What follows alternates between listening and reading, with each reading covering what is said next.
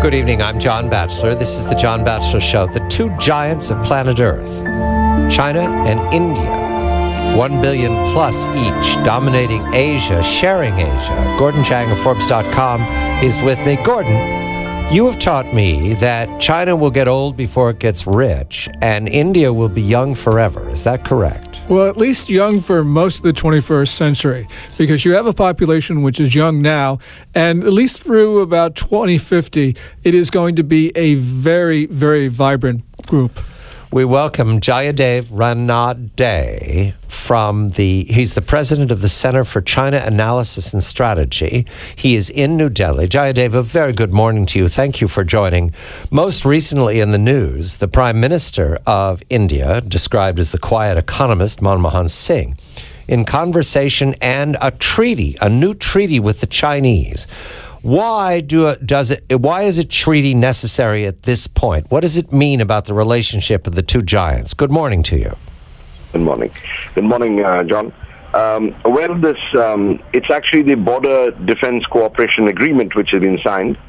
And this is a confidence-building measure that has been signed between the two countries in order to prevent any mishaps or misadventure along the long, undemarcated border.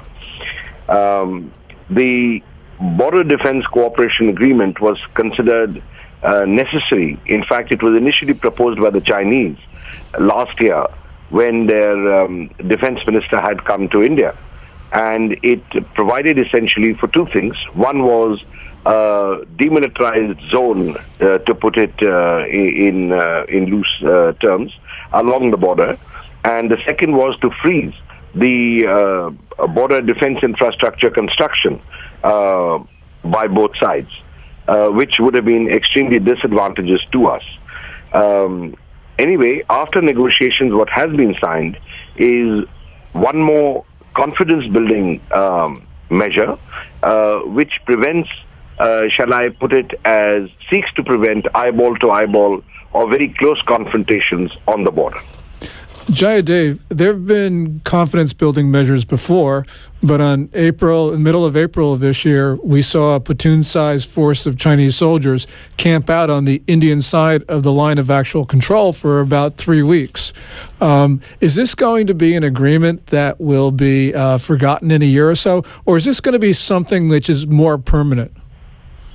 Well, the hope is that it is something that will be more permanent, but certainly what happened in the Depsang Plains in Ladakh, which is what you're talking about, was one of the factors responsible. The Border Defense Cooperation Agreement has been in the works for slightly longer than that, but it was what happened in Ladakh and later on what happened in Arunachal Pradesh that actually gave impetus to pushing for the confidence-building measure aspect of this cooperation agreement.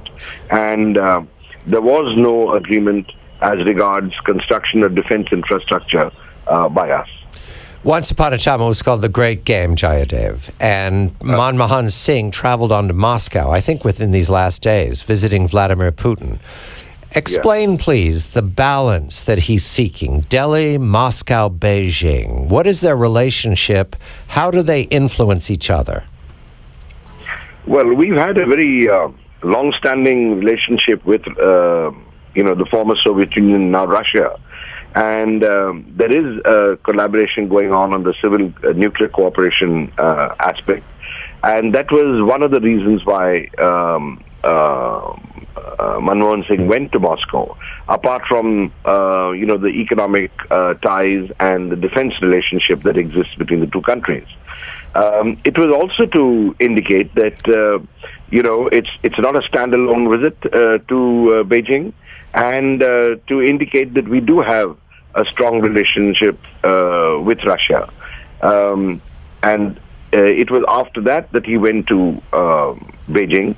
The Beijing visit, the Chinese, I think, did try and introduce a lot of warmth into the relationship by hosting personal lunches and dinners. But the intrusions that happened earlier in the year in Ladakh and in Arunachal Pradesh did cast a long shadow over the visit. Well, what I want to understand this sounds like three champions circling each other, looking for weaknesses or strengths, looking for alliances, two against one. Do I misread it? I don't think it was a question of looking for an alliance. If we look at it from Beijing's point of view, they are quite concerned actually about the Indo-US relationship and how that is improving. And they're apprehensive. They've got fairly negative views about what the U.S. They suspect is planning, and they feel that the U.S. is intent on containing China. So they're concerned about that. I don't think they have such concerns about the India-Russia relationship. As far as India is concerned, we're not looking for an alliance, but what we're looking for is a peaceful border, so that we can focus on our economic development, much as the Chinese would like to. But that hasn't been happening.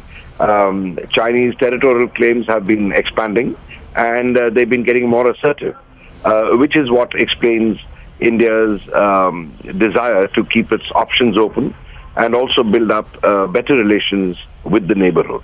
Another thing that must be of concern to New Delhi is Beijing's closer relationships with Islamabad. Pakistan is a very important part of what China seeks to do in that part of the world. And I'm sure that Prime Minister Singh must have had conversations about Beijing's continuing support, matter of fact, increasing support for the Pakistanis. You're absolutely right, Gordon, that it is increasing support. And that was underlined when Li Keqiang, the Chinese premier, visited Pakistan earlier this year after coming to Delhi, and the number of agreements signed there. In tangible terms, we can see the burgeoning number of projects that the Chinese are taking up in northern Pakistan, in the Pakistan-occupied Kashmir, and along the Karakoram. There is also now the latest reports are about the new nuclear deal that has been signed between China and Pakistan. These are all very worrying factors, and they have been raised repeatedly with the Chinese, and I'm sure that they've been raised this time too, because I do notice in the joint statement references to discussions on the regional and international issues, and I'm sure this would be one of it, along with Afghanistan. Jayadev, I mentioned the demography, young India, older, aging China. Is that a factor in the foreign policy of Delhi and Beijing? It is a factor. It is a factor that will influence long-range projections of the economy and economic growth trajectory. Gordon is absolutely right when he says that China is aging. It's aging rapidly. It means, of course, that they will be emphasizing technology much more, which is what was unveiled in the last plan, which they finalized under Hu Jintao and Wan Jiabao. It also means that in India, we will be pushed into creating more jobs, into promoting manufacturing industry, and making provisions for the larger number of youth. Plus, as a democracy, the internal dynamics have changed because the focus of the major political parties is now on wooing the younger voters, most of whom are between 25 and 30. And John, one thing's important, and that is some Chinese geopolitical strategists think that they must strike India now before India becomes too big and too strong. Jayadev Ranade is president of the Center for China Analysis and Strategy. He's in New Delhi. We thank him very much. Gordon Chang of Forbes.com. Delhi, Moscow, and Beijing. No Washington necessary at this point. I'm John Batchelor.